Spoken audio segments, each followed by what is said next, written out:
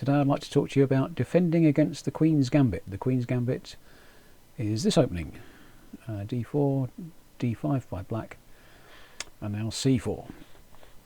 And we're going to think about how to defend this from the black point of view. In the opening, get your pieces out, get a stake in the centre, and get castled, you know. There's a sort of a fourth rule, which is make sure you can get your rooks out. A lot of people leave the rooks in the corners, and I'm anxious that you don't do that. And we'll have a look at that, see how that goes. Cecil Purdy used to say, always rate an opening according to the prospects that it offers young, ambitious rooks. Think about your rooks keen to get into the play, and are you going to let them? So there's the Queen's Gambit. We've both got a stake in the centre, black and white, but white's trying to distract us a bit with this C4 move, and can we respond in a good way? I mean, most moves here are at least playable, so if I say one is better than another, people still play the rest. So, but let's have a look. If you take the red arrow on C4, then you're left with two white pawns on the green squares there against one black pawn. You'll be outnumbered in the centre, and if you're trying to keep a stake in the centre, that's not the way to do it. So I don't recommend that you take. Develop a piece. There are three pieces you can move sensibly, minor pieces. The two knights to the squares in front of the bishops, and the bishop to f5, but all of those three moves allow white to take your pawn, and you won't be able to take back with a pawn of your own, so again you're going to get outnumbered 2-1 in the centre, so don't do that. Lastly, you can try protecting with a pawn. Now I'm going to recommend that you play e6, and if you've heard me at the club moan about people locking their bishops in, well that's still a problem, but why do that? Well, I think it's because the other move isn't so easy to play. If you play c6, allowing the bishop to come to f5, what could be more natural? But let's see how it happens if we keep playing natural moves. Knight c3, knight f6, knight f3, bishop f5, there you go, but now it starts to go wrong. C takes, and queen to bishop 3 by white. And now the poor old b pawn is being attacked. Now, how can we defend it? We can move the queen to c7 or c8, but that abandons the d pawn.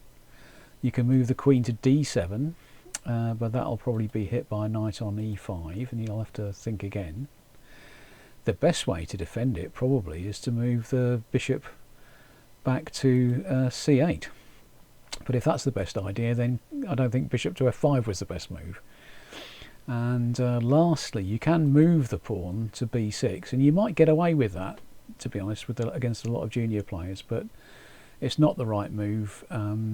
If white knows what they're doing, they'll play e4, and if you take, they play knight e5, threatening mate on f7, and then if you cover that, you're going to get hit by bishop to b5 check, and this is just a difficult position for black, and black loses a lot of games in this position. So, well, c6 is okay, it's a defence, but you need something better on move 4 than bishop to f5. People play takes on c4, people play a6, people play e6. But there's, it doesn't seem to me that that's a straightforward way to play. It's not easy to remember, it's not easy to play.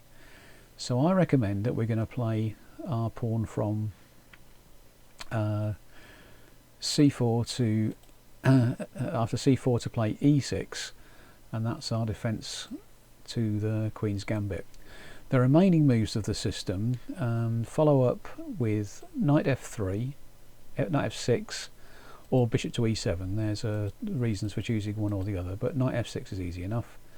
And follow it up with bishop to e7, the other move, or you can play knight on b to d7, which is, again, there are reasons why you might prefer that. But after bishop to e7, castles, then move the knight to b7, on b to d7 move, And now we've got to think about our poor old bishop on c8. How are you going to get that out? Well, b6 is a try here, and a6 is a try.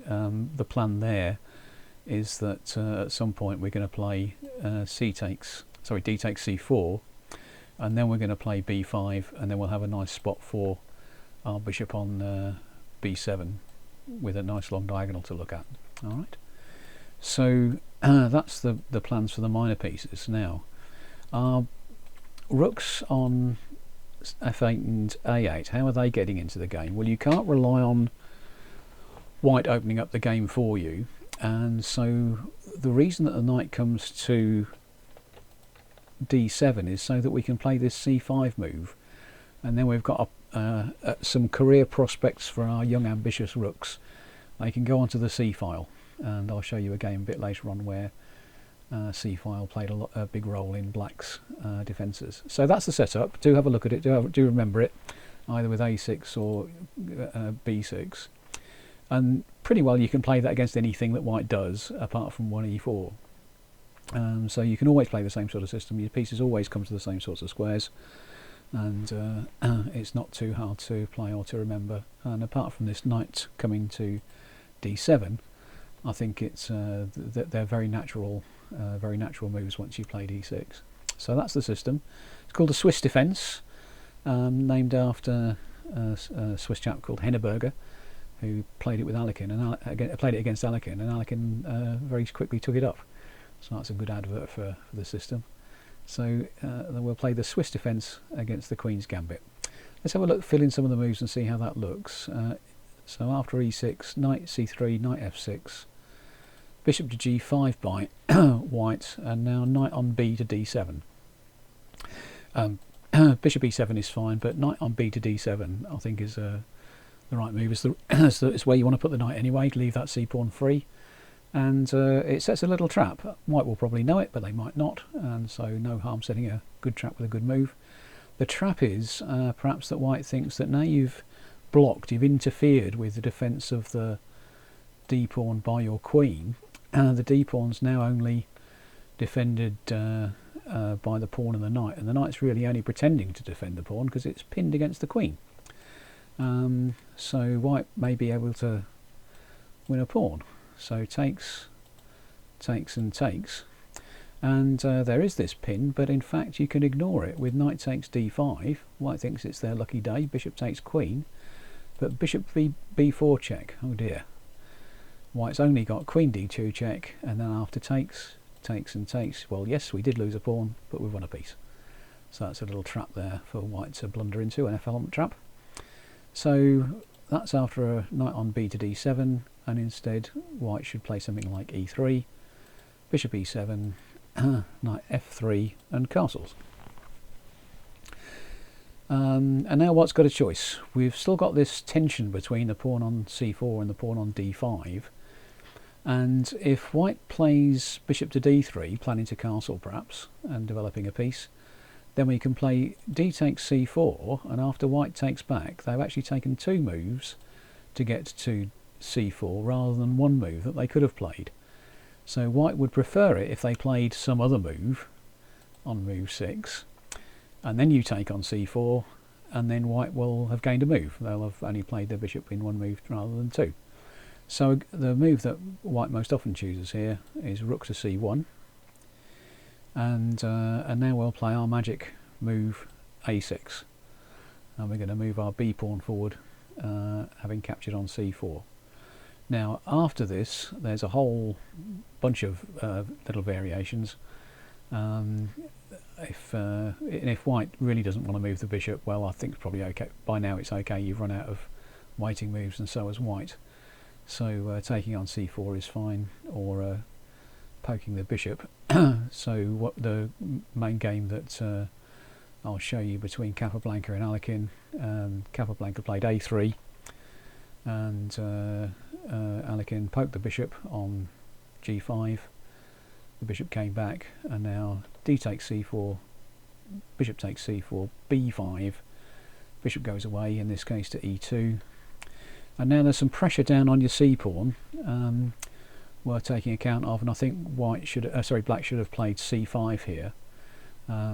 Black says, Alekin says that black is okay after bishop e2, bishop to b7, but I think white cannon should have played b4.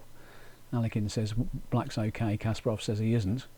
So let's play c5 anyway, and that should be an okay game, and we'll follow it up with well, if you get into this sort of position, natural moves I'm sure are fine. There's a game that instead of white playing, let's just undo some of these, instead of white playing a3 here, there's a game that I know about where white played bishop to d3 straight away, and after d takes c4, bishop takes c4, b5, bishop went away this time to d3, and we're going to follow it up with bishop to b7, c5, queen to b6, rook on f to d8, and rook on a to d8. So our bishop's got a nice diagonal, our young ambitious rooks have got nice files to look at. Black's got a very easy, very natural sort of game, very safe, and actually you can play this position for a win, although it is equal. That was an old game between Gregory and Daniszewski in 1909. Instead of bishop to d3 and instead of a3, the most challenging reply, well, the most challenging replies are capturing on d5, which we'll look at in a separate video, or c5. And if white plays c5, then c6, I think, by black, and we're going to hit that c pawn that's advanced.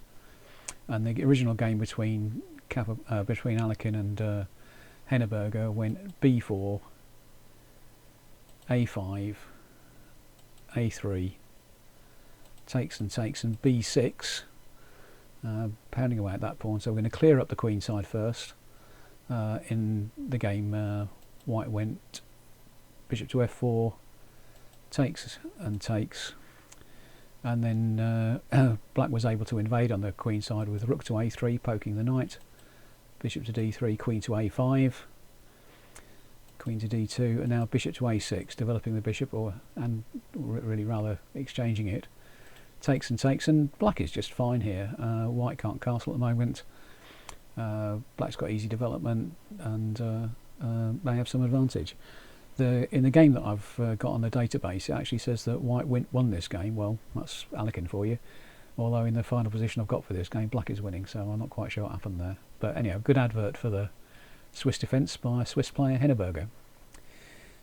If a different way of approaching this, perhaps after a different move by white, instead of bishop to f4, why did white play bishop to f4? It's to clamp down on this E5 idea, and well, how are you going to get away with playing that? Well, let's play bishop to d3 by white, and now takes on c5, takes on c5, and e5. It looks like it's defended, not enough, attacked more times than it's defended, but something like d takes c5 here, the knight goes away to e8, and you'll win one of those pawns on e5 or c5, or maybe both. So this is okay for black, and although your pieces are on the back rank at the moment, this bishop now has a diagonal to get out along, and again black is fine. I'll put up another video, I'll put up 3 more videos, one showing the exchange variation, one showing the rest of that Capablanca Alekin game, and one going through these variations in a bit more detail, if you're ready to learn that. But the main thing to learn is the sort of places that you usually put your pieces, and be sensible after that. So you get to this sort of position and then think about how to develop the bishop. Against the Queen's Gambit, play a6, and against other systems, b6, and that's the Swiss defence. Hope you enjoyed that. See you next time.